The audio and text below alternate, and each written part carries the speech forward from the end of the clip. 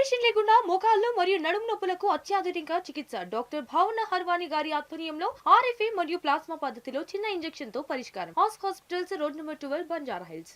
RTC కార్మికులు సమ్మె siren మోగించారు. 32 డిమాండ్లు నెరవేర్చే వరకు సమ్మె కొనసాగిస్తామని కార్మికులు స్పష్టం చేశారు. మహబూబ్ నగర్ జిల్లా వ్యాప్తంగా బస్సులు ఎక్కడికక్కడ నిలిచిపోయాయి. రేవంత్ సర్కార్ అసమర్థత వల్లే సమ్మెకు దిగామని కార్మికులు స్పష్టం చేశారు. సమస్యలకు సంబంధించి 40 రోజుల ముందు సమ్మె నోటీసు ఇచ్చామని గుర్తు చేశారు. హడావిడిగా నిన్న సాయంత్రం కమిటీ వేసి 4 వారాల్లో పరిష్కరిస్తామని చెప్పి మభ్యపెట్టే ప్రయత్నం చేశారని మండిపడ్డారు.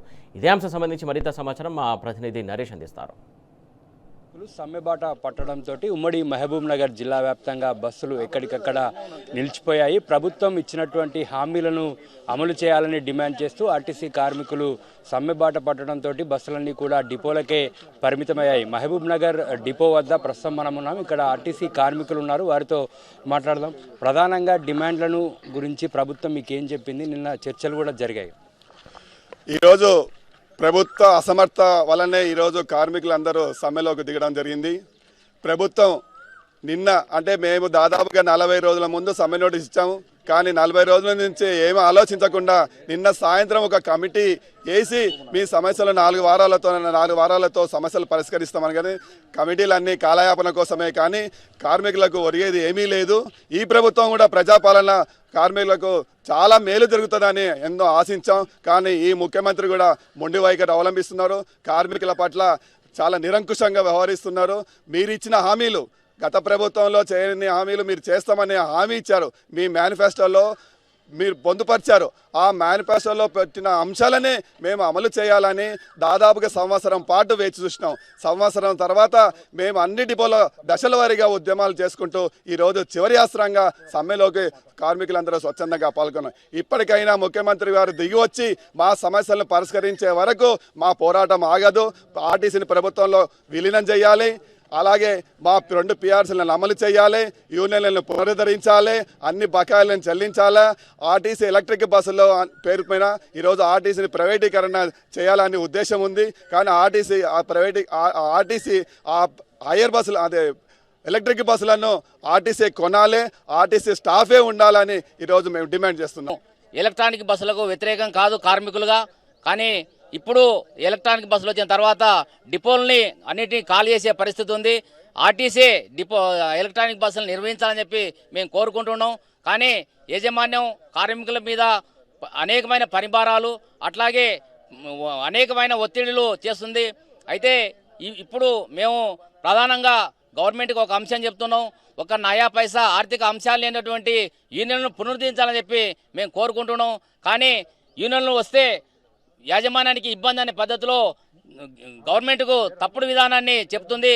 కాబట్టి అదే రకంగా ఈ రీజియన్లో కానీ అట్లాగే రాష్ట్ర వ్యాప్తంగా కార్మికులు స్వచ్ఛందంగా సమ్మెలో పాల్గొంటున్నారు. వాళ్ళకందరూ కూడా ఇంకా తర్వాత కూడా ఇంకా జరగబోయే పరిణామాలను కూడా చాలా ధైర్యంగా ఎదుర్కోవాలని చెప్పి ఈ సందర్భంగా కార్మికులను విజ్ఞప్తి చేస్తున్నాం. ఆర్టీసీలో కోట్ల మంది మహిళలు నిత్యం ప్రయాణం చేస్తూ ఉన్నారు. మస్తు ఆదాయం కూడా వస్తుంది ఆర్టీసీకి అని చెప్తా ఉన్నారు. హామీల అమలుకు ఎందుకు ఇంత నిర్లక్ష్యం? అది ఇంకా అందరికి తెలిసిన విషయం. అది మాకు చెల్లించాల్సిన అవి కూడా మాకు చెల్లించలేదు. 400 కోట్లు ప్రతి మంత్ ఇవ్వాలి, అవి కూడా చెల్లించలేదు. అందరికీ తెలిసిన విషయమే. అవన్నీ చెల్లిస్తే మా బతుకులు కూడా ఈరోజు మంచిగా ఉండేవి. ఇప్పుడు పిల్లల చదువులకు కానీ దానిలో చాలా ఇబ్బంది పడుతున్న పరిస్థితి. 32 డిమాండ్లు సాధించే వరకు మేము సమ్మె కొనసాగిస్తాం. స్వచ్ఛందంగా పాల్గొంటున్నాం. ఇప్పుడు మహాలక్ష్మి స్కీము నెలకు 400 కోట్లు అంటే మా డబ్బులు ఎక్కువైపోతాయి. మా పే స్కేల్ కాదు, మావన్నీ వెళ్ళిపోతాయి.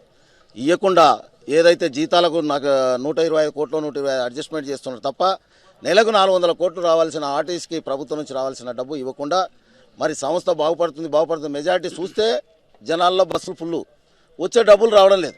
ఇంతకుముందు వచ్చే డబ్బులు ఒక బస్సు హైదరాబాద్ పోయేస్తే 25-30 వేలు తక్కువ రాదేచ్చేది లేదు. ఇప్పుడు 10,000 కడుతున్నాం. అటువంటి పరిస్థితి ఈరోజు. మరి ప్రభుత్వం ఏదైతే మహాలక్ష్మి స్కీమ్ పెట్టిందో ఆర్టీసీ కార్మికులను ప్రభుత్వంలో కలుపుకొని మరి అందరు ఫ్రీగా పెడితే కూడా మాకు సంతోషమే. ఈ ఆర్టీసీలను రక్షించే బాధ్యత ఏదైతే ప్రభుత్వం ఇచ్చిన హామీలు నెరవేర్చాలి. ఆర్టీసీ కార్మికులకు ఇచ్చిన హామీలు మేనిఫెస్టోలో పొందుపరిచినవే మేము అడుగుతున్నాం మా డిమాండ్స్. ఈరోజు ఆర్టీసీ కార్మికులందరూ స్వచ్ఛందంగా సమ్మెలో పాల్గొంటున్నారు. దానికి మరి ప్రయాణికులు ప్రజలు కూడా సహకరించాలి. మా గొంతెమ్మ కోరికలు కావు. ఇది ఏదైతే ఉన్నదో ప్రభుత్వం మీరు అడిగినట్లు రావాల్సిన మహాలక్ష్మి స్కీమ్ డబ్బులు ప్రతి నెల ఆర్టీసీ చెల్లించాలి. ఇది చెల్లించి ఆర్టీసీని ప్రభుత్వంలో విలీనం చేయాలా, 2021-25కి సంబంధించిన పే స్కేల్ అమలు చేయాలా, మరి యూనియన్ను పునరుద్ధరించాలి. ఎందుకంటే ఆర్టీసీ కార్మికుడు దినదిన గండంగా నౌకరీ చేస్తున్నారు. ఎండనక వాననక మరి ఎంత ఘోరమైన పరిస్థితి అంటే కిలోమీటర్లు పెంచి పనిభారం పెంచి ఎన్నో ఇబ్బందులు చేస్తున్నారు. దానికి అనుగుణంగానే మేము అడిగే కోరికలు నమ్మశక్యమైనవి, మా న్యాయమైన కోరికలను నెరవేర్చేంత వరకు మా యుద్ధం కొనసాగుతూనే ఉంటుంది. కాంగ్రెస్ పార్టీ ఎన్నికల్లో ఇచ్చినటువంటి హామీలన్నీ కూడా నెరవేర్చాలని ఆర్టీసీ కార్మికులు డిమాండ్ చేస్తున్నారు. ప్రధానంగా ప్రభుత్వంలో ఆర్టీసీ విలీనంతో పాటు పీఆర్సీ డిమాండ్తో పాటు మొత్తం 32 రకాల డిమాండ్లను ప్రభుత్వం ముందు ఆర్టీసీ కార్మికులు ఉంచారు. వాటన్నింటినీ కూడా నెరవేర్చే వరకు కూడా సమ్మె కొనసాగుతుందని ఆర్టీసీ కార్మికులు స్పష్టం చేస్తున్నారు. వీడియో న్యూస్ వెంకట్తో నరేష్, టీ న్యూస్, మహబూబ్ నగర్.